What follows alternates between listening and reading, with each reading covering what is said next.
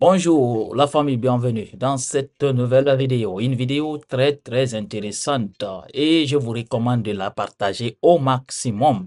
Alors la famille, c'est une information qui est tombée tard hier soir. On a vu une information concernant Mohamed Doussou Traoré, le DG, en fait l'ex-directeur général du patrimoine bâti public qui serait actuellement recherché.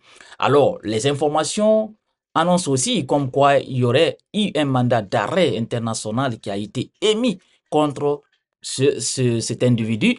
Alors, il y a quelques jours, par la justice guinéenne. Alors, le message de la justice guinéenne est clair. Il faut mettre aux arrêts Mohamed Traoré ou communiquer aux autorités guinéennes les informations le concernant. Alors, si vous le voyez, en tout cas, la justice vous demande de communiquer ses coordonnées. Alors, vous savez tous, ce dernier a été renvoyé de la présidence guinéenne pour détournement et mauvaise gestion. Alors, l'ancien patron du patron battu public avait décampé quelques jours avant son limogeage. Alors, Mohamed Traoré est suspecté, selon les informations, au moins d'un détournement de 30 milliards de francs guinéens. Alors, des fonds devant servir à la construction d'un édifice d'intérêt public. Alors, c'est ça qu'on va découvrir tout à l'heure dans cette petite vidéo, parce que dans cette petite vidéo aussi, on va voir l'enquête menée par le journaliste Babila Keita, qui a mené une enquête concernant cette affaire, parce que selon les informations venant du journaliste, la famille de ce dernier même a été délogée aux côtés de la Haute-Guinée. Alors, vous allez découvrir tout ça dans cette petite vidéo. Alors, si vous êtes nouveau à la chaîne, je vous invite à vous abonner et d'activer la cloche de notification pour ne rater aucune de nos prochaines vidéos. Alors maintenant, on va découvrir cette enquête de journaliste Babila Keita, en tout cas qui a mené une enquête concernant l'ex-DG de patrimoine bâti public. Alors, selon les informations de notre confrère Babila Keita, et dit la famille de l'ancien DG du patrimoine bâti délogé de force par des militaires à Cancan. Alors, que reproche-t-on à Mohamed Doussou Traoré, ancien directeur général du patrimoine bâti public, limogé au lendemain de sa fuite dans des circonstances non encore élucidées? Alors, la famille de l'ancien patron du patrimoine bâti traverse une période extrêmement difficile.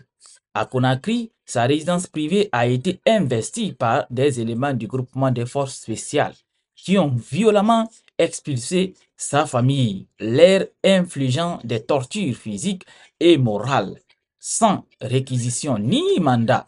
Ces militaires du groupement des forces spéciales ont fermé ces maisons privées dont la construction est antérieure à sa nomination à la tête du bâtiment bâti. Pire encore, selon l'enquête de notre confrère, ce dimanche, un autre groupe militaire lourdement armé a fait éruption chez lui à Cancan. Son père, malgré son âge avancé et son état de santé fragile, a été expulsé de sa maison de force avant que les liens ne soient scellés. Visiblement, ni la loi, ni la morale ne semblent plus régir la transition du CNRD. Alors que la responsabilité pénale est individuelle, on peut légitimement s'interroger sur le bien fondé de cette chasse à l'homme visant la famille de Mohamed Doussou Traoré à Conakry et à Cancan. Par ailleurs, notre confrère révèle les faits de détournement et de mauvaise gestion qui lui sont reprochés ne sont pour l'air que des allégations. Selon plusieurs indiscrétions, les raisons de la fuite de l'ancien DG du patrimoine bâti et de son limogeage seraient bien différentes de ce qui est rapporté dans la presse et dans les réseaux sociaux. Ce n'est ni à cause de sa gestion, encore moins d'un quelconque détournement de dernier public, confie une source proche du patrimoine bâti, en tout cas ce qui révèle notre confrère. Alors, selon notre confrère, notre contact précise que le patrimoine bâti est un organisme public rattaché à la présidence de la République et dont les ressources proviennent essentiellement des recettes locatives des bâtiments publics. L'une des principales sources de revenus est la cité chemin de fer, hors d'usage depuis l'explosion du dépôt des hydrocarbures. Les loyers des logements de l'État varient entre 100 000 et 150 000 francs guinéens et les locations les plus onéreuses ne dépassent pas 600 000 francs guinéens. Dès lors, on peut se demander où notre ancien directeur aurait pu trouver plus de 200 milliards à détourner. S'interroge notre chose. Selon d'autres informations émanant du CNT, le patrimoine bâti serait confronté à d'importantes difficultés financières pour satisfaire des besoins et mettre en œuvre ses politiques.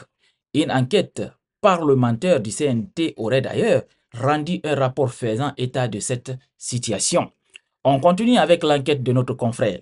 Alors, d'où viennent alors les chiffres de 267 milliards attribués à Mohamed Dessou Traoré, alors qu'il n'y a pour l'air aucune enquête, aucun audit, ni aucun rapport d'inspection sur sa gestion.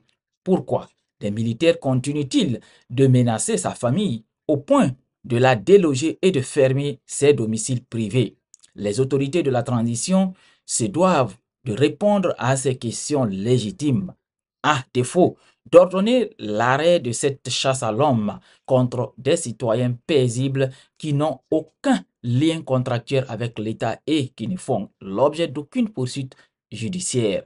Alors, aux dernières nouvelles, selon un article de nos confrères de Mosaïque Guinée, un mandat d'arrêt, comme ce que je vous ai dit tout à l'heure, international est émis par la justice contre Mohamed Doussou Traoré pour détournement présumé de 30 milliards de francs guinéens. Ce n'est plus 267 milliards, mais maintenant 30 milliards. Le même article précise que ce montant devrait servir à la construction d'un édifice d'intérêt public. Alors, sur ces éléments, selon l'enquête de notre confrère, il y a lieu de se poser un certain nombre de questions, à savoir quel est cet édifice d'intérêt public que Mohamed Doussou Traoré était chargé de construire et pour le compte de quel service ou département. Les 30 milliards, on parle, proviennent de qui ou de quelle ligne d'investissement dans le budget national. Le patrimoine bâti est-il une entreprise de construction? En fait, ce sont des éléments, en fait, des questions que notre confrère Babila se pose. Alors, depuis quand cet organisme public relevant de la présidence, chargé de conserver et gérer le parc immobilier de l'État, a chargé de rôle pour être dans la construction? Une autre question que Babila se pose. Sur la foi des éléments que nous sommes en train de recueillir auprès des sources dignes de foi du côté de la présidence de la République, la vraie réalité de cette histoire n'est pas encore révélée au grand public. Les non-dits de cette affaire risquent d'éclaboucher le sommet de l'État guinéen et montrer à quel point les ressources publiques du pays sont en train d'être dilapidées pour servir à des intérêts personnels d'un clan mafieux qui semble avoir pris le contrôle sur l'État guinéen. Voilà la famille, vous avez écouté l'enquête que notre confrère Babila Keita a menée concernant cette affaire de l'ex-DG de patrimoine bâti public. Alors, il y a eu des informations concernant cette affaire parce que d'autres disent que ça n'a rien à voir avec un détournement, que ce dernier était gérant en fait, des biens d'un haut responsable du CNRD, que après constatation sur le terrain que les travaux que cette personne était en train de gérer pour ce haut responsable n'avançaient pas, que c'est dans ce contexte il a reçu un coup de fil où on l'avait menacé, que c'est pour ça le gars aussi a pris les devants pour fuir le pays. Alors, vous voyez, au début, les gens l'accusaient pour un détournement de 267 milliards de francs guinéens. Après, après émission d'un mandat d'arrêt, on voit aussi un autre montant concernant le détournement de 30 milliards de francs guinéens. Selon, en tout cas, dans le mandat d'arrêt, les 30 milliards de francs guinéens là, devraient servir à la construction d'un édifice aux côtés de la Haute-Guinée.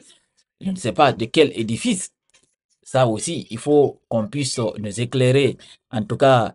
Et pourquoi les gens doutent de cette affaire? Parce que les gens se disent, est-ce que ça, c'est le rôle de l'ex-DG du patrimoine bâti de mener au fait, des projets de construction?